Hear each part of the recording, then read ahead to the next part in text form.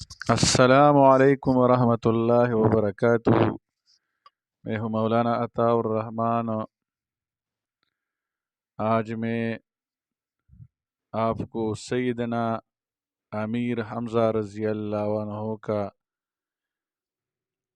ان کی شہادت کا ایک دردناک واقعہ بیان کروں گا۔ اگر آپ ہمارے چینل پر نئے ہیں تو اس کو سبسکرائب کریں اور بیل آئیکن کا بٹن دبائیے تاکہ ہماری نئی آنے والی ویڈیو آپ کو بروقت مل سکے۔ حضرت سیدنا امیر حمزہ رضی اللہ عنہ 15 شوال یوم شہادت حضرت امیر حمزہ رضی اللہ عنہ کا 15 شوال تھا۔ حضرت امیر حمزہ رضی اللہ عنہ نام مبارک حمزہ، نسب نامہ حمزہ ابن عبد المطلب ابن ہاشم ابن عبد مناف ابن قصی القرشی الہاشمی۔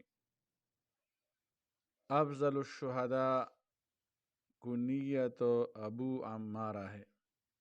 تاریخ پیدائش رسول اکرم صلی اللہ علیہ وسلم سے 2 سال پہلے پیدا ہوئے، اور ایک قول یہ ہے کہ 4 سال پہلے پیدا ہوئے۔ قبول اسلام: ایک دن حضور صلی اللہ علیہ وسلم صفا کی پہاڑی پر تشریف فرماتے کہ ابو جہل کا ادھر سے گزر ہوا۔ جب اس نے حضور صلی اللہ علیہ وسلم کو دیکھا تو اس کے سینے میں بغض و عناد کا جو لاوا سلگتا رہتا تھا وہ پھٹ پڑا، اور آپ صلی اللہ علیہ وسلم کو گالیاں دینا شروع کیا، مگر آپ صلی اللہ علیہ وسلم نے اس کی بےہودہ گوئی کا کوئی جواب نہ دیا اور اس کی طرف بالکل ہی توجہ نہ دی، اور اس پر وہ اور زیادہ غصے میں آ گیا۔ اس کے ہاتھ میں ایک ڈنڈا تھا، اس نے اس سے مارنا شروع کیا، یہاں تک کہ آپ صلی اللہ علیہ وسلم کا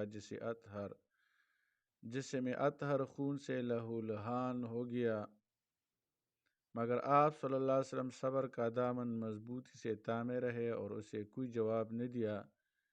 دل کا غبار نکال کر ابو جہل اتراتا ہوا اپنے مداحوں کے اس محفل میں جا بیٹھا جو صحن حرم میں اس کے قبیلے کے لوگوں نے منعقد کی تھی۔ اس کے چلے جانے کے بعد حضور صلی اللہ علیہ وسلم بھی خاموشی کے ساتھ اپنے گھر تشریف لے گئے۔ حضرت امیر حمزہ رضی اللہ عنہ کے چچا حضور صلی اللہ علیہ وسلم کے چچا تھے اور آپ سے بڑی محبت فرماتے تھے، مگر ابھی تک وہ مسلمان نہ ہوئے تھے۔ ان کا معمول تھا کہ وہ صبح کو تیر و کمان لے کر جنگل کی طرف نکل جاتے اور دن بھر شکار کرتے اور شکار کی تلاش میں مصروف رہتے۔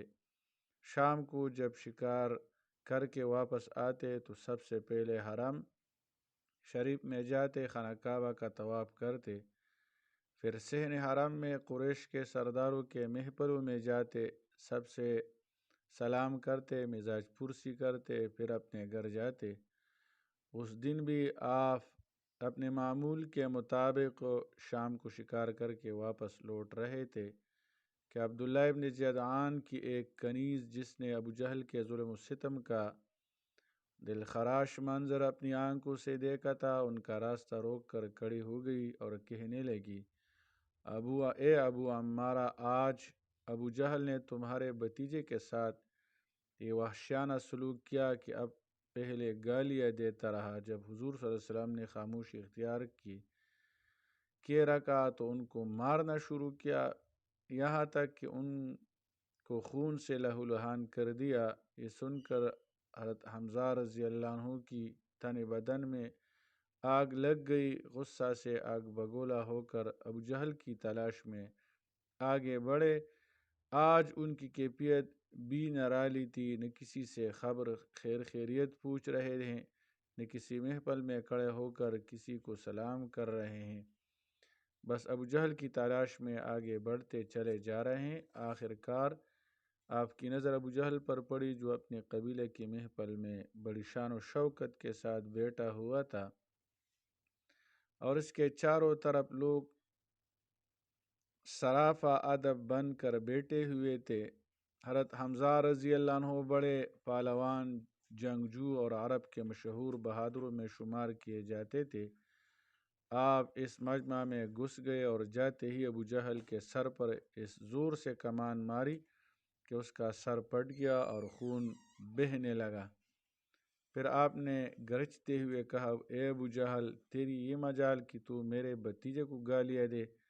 سن، میں نے بھی ان کا دین قبول کر لیا ہے۔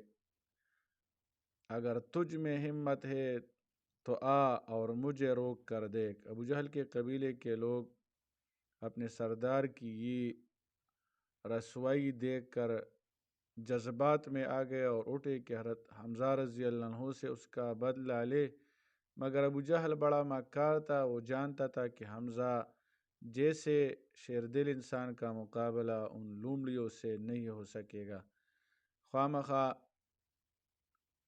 کئی لوگوں کی جانیں ضائع ہوگی۔ چنانچہ اس نے اپنے قبیلہ والوں سے کہا کہ ابو عمارہ حمزہ رضی اللہ عنہ کچھ نہ کہو، بخدا میری غلطی ہے کہ میں نے اس کے بھتیجے کے ساتھ بد کلامی کی ہے۔ رشتہ داری کے جوش میں حضرت حمزہ رضی اللہ عنہ نے ابو جہل سے بدلہ بھی لے لیا اور اپنے ایمان لانے کا اعلان بھی کر دیا، مگر جب وہ واپس گھر گئے تو کشمکش میں پڑ گئے۔ انہیں یہ بات اپنی شان کے خلاف معلوم ہوئی کہ انہوں نے ایک ایسے دین کو قبول کر لیا جس کے بارے میں انہوں نے پوری طرح سے غور و فکر ہی نہیں کیا۔ ساری رات بڑے اضطراب میں گزری۔ جب صبح ہوئی تو بارگاہ رسالت میں حاضر ہوئی، عرض کی، اے میرے بھتیجے، میں ایک ایسی مشکل میں پڑ گیا ہوں جس سے نکلنے کا راستہ میں نہیں جانتا اور ایسی بات پر میرا قائم رہنا بڑا مشکل ہے۔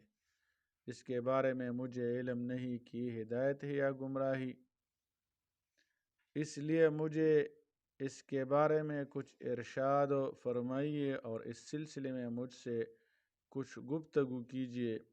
دلوں کو کفر و شرک اور گناہوں سے پاک کرنے والے نبی صلی اللہ علیہ وسلم نے حضرت حمزہ رضی اللہ عنہ کے سامنے اسلام کی حقانیت کو بڑے ہی دل نشین انداز میں بیان فرمائی۔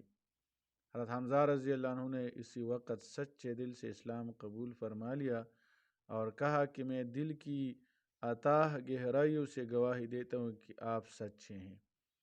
آپ کے ایمان لانے سے عالم کفر پر ایک رعب طاری ہو گیا اور بے آسرا مسلمانوں کو بڑی طاقت و قوت حاصل ہوئی۔ یہ نبوت کے چھٹے سال کا واقعہ ہے۔ آپ نے اسلام لانے کی خوشی میں بطور شکر و حمد کچھ اشعار کہے، جس کا ترجمہ یہ ہے، میں اللہ تعالیٰ کی حمد کرتا ہوں جب اس نے میرے